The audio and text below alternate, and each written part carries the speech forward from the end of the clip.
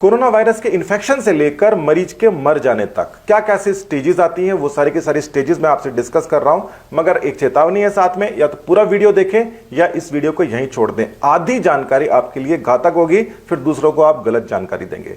तो corona virus एक खतरनाक बीमारी है जिसकी वजह से लाखों लोग इन्फेक्टेड हैं, कई हजार लोग मर चुके हैं। इसका पहला स्टेज होता है संक्रमण, और ये जो संक्रमण है उसके बाद के अंदर कितने लोग मॉडरेट, कितने लोग क्रिटिकल और कितने लोग सीवियर जाते हैं, उसके ऊपर पहले नजर बना लेते हैं, फिर इन्फेक्शन की बात करेंगे। तो ये गोला मैं 100 मरीज मान लेता हूं। 80% लोग ऐसे हैं जिनको सीरियस नहीं होता, सिर्फ मॉडरेट सिम्टम्स दिखाई देते हैं। मॉडरेट सिम्टम्स का मतलब उनको कुछ सिम्टम्स आते हैं जिसके बारे में आपको बता रहा हूं, मगर सीरियस तब नहीं कहलाते जब तक उनको ऑक्सीजन देने की जरूरत नहीं पड़ती। इसके बाद के अंदर जो 15% लोग हैं, ये 80% और ये 15%, 80 और 15%, यानी कि 95% लोगों को लाइफ रिस्क नहीं रहता।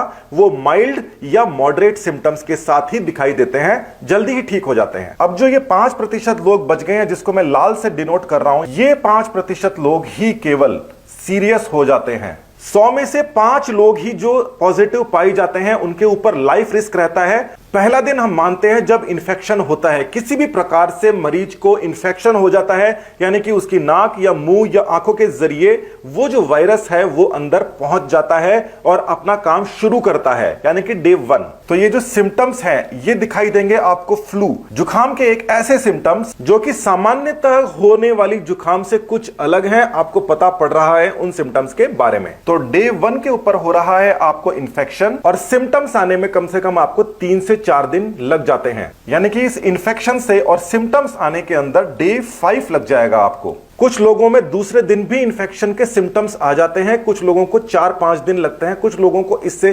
ज्यादा भी समय लग जाता है, मगर सिम्टम आने के अंदर ऑर्डिनरीली 4 से 5 दिन दिखाई दे रहे हैं। तो डे 5 को हमारे सिम्टम्स अपीयर हो गए हैं, और अब हमें हॉस्पिटल्स जाने की जरूरत कब पड़ेगी? सिम्टम्स अपीयर होने के बाद में हालत खराब होने में इसमें बहुत ही कम समय लगता है, और अगले 2-3 दिन के अंदर पेशेंट को पता लग जाता है कि हॉस्पिटल जाए बिना उसकी पार नहीं पड़ेगी। यानी सिम्टम्स आने के 2 दिन के अंदर, यानी डे 7 तक हॉस्पिटलाइजेशन की जरूरत पड़ जाती है। फिर भी जो माइल्ड इंफेक्शन होते हैं वो इस समय तक सोच रहे होते हैं कि उन्हें हॉस्पिटल जाना है कि नहीं जाना है। तो जैसा कि हमें पता है, कोरोना वायरस लंग्स के ऊपर असर डालता है, और ये पूरा का पूरा रेस्पिरेटरी कैनाल के ऊपर असर डालता है। इसके अंदर कोरोना वायरस बाहर से आपके अंदर संक्रमण पैदा करता है, और संक्रमण यहाँ पे इस तरीके से नया नया संक्रमण होते होते वो धीरे धीरे लंग्स के अंदर पहुंच जाता है, और लंग्स के अंदर भी कोरोना वायरस आ जाता है। मगर इसको यहां तक आने में पूरा रास्ता संक्रमित करके और अपने आप को बढ़ाते बढ़ाते आना होता है। अब लंग्स के अंदर क्या होता है, जहां पर सबसे बड़ी समस्या होती है उसके बारे में आप जानिए। लंग्स के अंदर सेल्स होते हैं, और ये जो सेल्स होते हैं ये साधारण सेल्स नहीं होते, इनमें सीलिया लगे होते हैं, और ये जो सीलिया हैं ये इस तरीके से लंग्स में कोई भी चीज होती है उसको बाहर निकालने में हेल्प करते हैं। इनका काम ही यही होता है कि वो जो छोटे छोटे से रेशे हैं, ये कोई भी सामान होता है तो इसको ये वाला जो सीलिया है ये आगे फेंक देता है, फिर ये वाला जो सीलिया है इसके पास में ये सामान आता है, ये इसको और आगे फेंक देता है, और इस तरीके से धीरे धीरे करके वो शरीर से बाहर निकल जाता है। जैसे खरखराट आप करते हैं ना, तो वो नीचे से सारा का सारा जो चीजें हैं वो धीरे धीरे करके बाहर आ रही होती हैं, और इसके अंदर यहां से तो आपने खरखराट करके निकाल दिया, मगर लंग्स से लेकर यहां तक आने का जो काम है ये सीलिया ही करते हैं। कोरोना वायरस क्या करता है, वो इन सेल्स को बर्बाद कर देता है। ये सीलिया जो होते हैं वो उससे निकल के अलग हो जाते हैं, जिसकी वजह से ये सेल वो काम नहीं कर पाते जो काम ये करना चाहते हैं। तो देखिए, ये वाले जो सीलिया हैं और ये वाले जो सीलिया हैं ये यहां से हट जाते हैं। लीजिए, ये हट गए यहां से, और ये यहां से हट के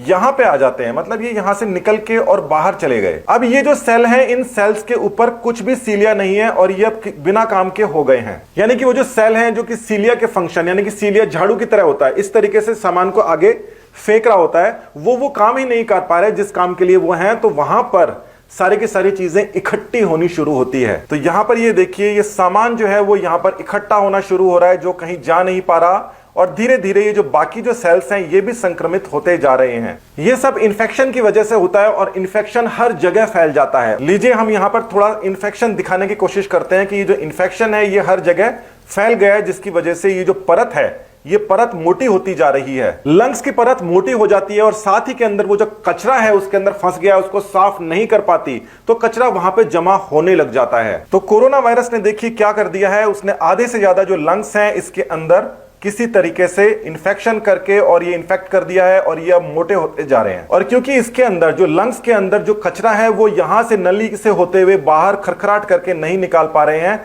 तो वो यहां पर और जमा होता जा रहा है। तो इस समय शरीर को क्या करना चाहिए और इम्यूनिटी सेल्स क्या कर रहे हैं? शरीर के अंदर रोग प्रतिरोधक क्षमता होती है और सेल्स जो इम्यूनिटी के जो सेल्स होते हैं वो उस वायरस के खिलाफ और साथ ही के अंदर वो जो कचरा वहां पे फंस गया है, जो इन्फेक्टेड कचरा है, उसके खिलाफ धावा बोल देते हैं। देखिए ये जो हरा पोर्शन है इसके अंदर बहुत सारे सेल्स हैं और ये जो मोटी परत है जो सेल्स की अब बढ़ती जा रही है, इसके अंदर सेल्स के साथ में ये संक्रमण यानी कि ये वायरस भी हर जगह मौजूद है। तो शरीर के डिफेंस सेल्स यानी कि उसकी जो रोग प्रतिरोधक क्षमता वाले जो सेल्स होते हैं, जो कि योद्धा सेल्स होते हैं, कहीं भी जाके संक्रमण को मारते हैं, वो देख रहे हैं कि सामने वाला जो सेल है उसके ऊपर भी वायरस का वो कण मौजूद है, तो वो वायरस और उस कण के विरुद्ध हमला बोल देते हैं और हर जगह मारकाट मचाना शुरू कर देते हैं। शरीर उसका मुकाबला तो कर ही रहा है, जिन सेल्स के अंदर वायरस घुस गया है उसको तो वो मार ही रहा है, मगर जो सेल्स फट गए हैं जिसके ऊपर वायरस के निशान बाकी हैं, ये हमारे ही शरीर के योद्धा सेल्स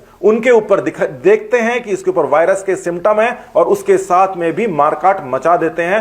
पूरा का पूरा शरीर लंग्स के खिलाफ हो जाता है। इस सिम्टम को कहते हैं एक्यूट रेस्पिरेटरी डिस्ट्रेस सिंड्रोम, यानी कि शरीर पहले से ही परेशान है, लंग्स पहले से ही परेशान है और जो शरीर के योद्धा सेल्स होते हैं वो लंग्स के अंदर अपने दूसरे cells, infected, non infected cells, सबको मारना शुरू कर देते हैं और उनको समझ नहीं आता है। मतलब शरीर ही अपने खिलाफ हो जाता है, अपने ही ऑर्गन के खिलाफ हो जाता है। ऐसा होता है कोरोना के वजह से। तो इसी चार्ट पे हम दोबारा आ जाते हैं। ये जो 5% केस है, यहां पर इस तरीके की समस्याएं चल रही हैं, यानी कि जिन्हें क्रिटिकल केयर की जरूरत है, जिन्हें वेंटिलेटर्स की जरूरत है, मगर फिर भी जो 95% केस हैं उन्हें इन सब की जरूरत नहीं होती और 80% केसेस के अंदर तो ऑक्सीजन लगाने की जरूरत नहीं होती। तो ऑक्सीजन लगाने की जरूरत इसलिए नहीं होती क्योंकि वहां पर यह समस्या नहीं आती कि शरीर ही शरीर के खिलाफ नहीं हो रहा होता। तो ये जो 5% लोग हैं इसके अंदर भी 1% लोग और बच जाते हैं, फिर भी 3 से 4% तक का इस समय तक रेट आ रहा है जो बच नहीं पाते और उनकी डेथ हो जाती है।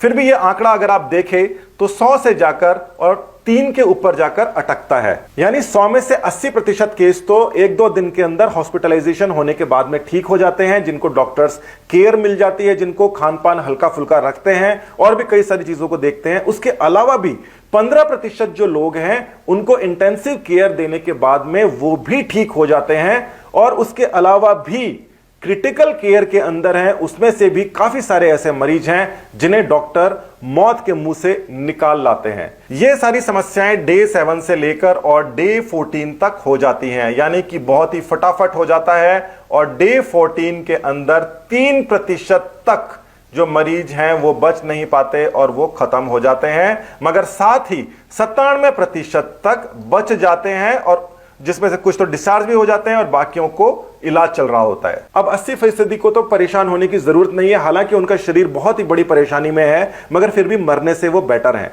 और उसके बाद में भी जो लोग बचते हैं उनके लंग्स के अंदर परमानेंट डैमेज हो जाता है, हनीकॉम्ब लाइक स्ट्रक्चर कहते हैं, मतलब जो लंग्स के कई हिस्से हैं वो कोरोना होने के बाद में उसके अंदर छेद हो जाते हैं अलग अलग, और वो जो छेद हैं वो परमानेंट रहते हैं, वो ठीक नहीं होते। कई सालों में जाके थोड़ा बहुत लंग्स अगर रिकवर कर जाए तो कर जाए। तो देख लीजिए डे 1 इन्फेक्शन वाले दिन से शुरुआत हुआ था, उसके बाद में सिम्टम्स आने में भी उसको 3 दिन एक्स्ट्रा लग गए थे। इस समय तक वो इन्फेक्टेड था और इन्फेक्शन फैला रहा था। पहले दिन से चलते हुए डे 7 पर आके उसे हॉस्पिटलाइज होना पड़ गया था, मगर फिर भी कुछ ऐसे % लोग भी हैं जिनको पॉजिटिव होने तक बुखार नहीं आया था। मतलब ध्यान देना इस बात को, 40% लोग ऐसे थे जिन्हें पॉजिटिव पाए जाने तक बुखार नहीं आया था, मगर एडमिट होने के बाद के अंदर उनको, क्योंकि वो स्टेज के अंदर थे, उसके बाद उनको बुखार आया। यानी कि जरूरी है कि सिम्टम आए तो आपको अपनी जो है वो रक्षा करनी है और डॉक्टर के पास में जाना है, मगर सिम्टम नहीं आते हैं फिर भी आपको जो सोशल डिस्टेंसिंग है और जो अलग अलग चीजें हैं सरकार ने बता रखी है उनका पालन करते रहना है, क्योंकि पता नहीं है 4 दिन बाद में आपके साथ में क्या होगा। हर रोज हमारी जानकारियां बढ़ रही हैं कोरोना के प्रति और नई जानकारियां आ रही हैं। आपको घबराना नहीं है, मगर जितनी सारी की सारी चीजें आपको सरकार बता रही है उसका पालन करना है और यह भी ध्यान रखना है कि हर कोई नहीं मर रहा है इससे, मगर फिर भी कौन मरेगा कौन बचेगा इसका पता नहीं है। आपको अपनी और अपने परिवार की रक्षा करने के लिए सावधानी ही बचाव है, यह ध्यान में रखना पड़ेगा। अगला वीडियो हाइड्रोक्सी क्लोरोक्विन के ऊपर आ रहा है, जिसके अंदर मैं आपको यह बात बताऊंगा कि ये जो लंग्स के अंदर पानी भरने वाली जो समस्या है और ये जो वायरस वाली समस्या है, इसके अंदर ये हाइड्रोक्सी क्लोरोक्विन जो कि एंटीवायरल ड्रग ही नहीं है, वो क्यों काम आ रही है और कैसे आ रही है। रोचक है, समय भी है, देखना जरूर।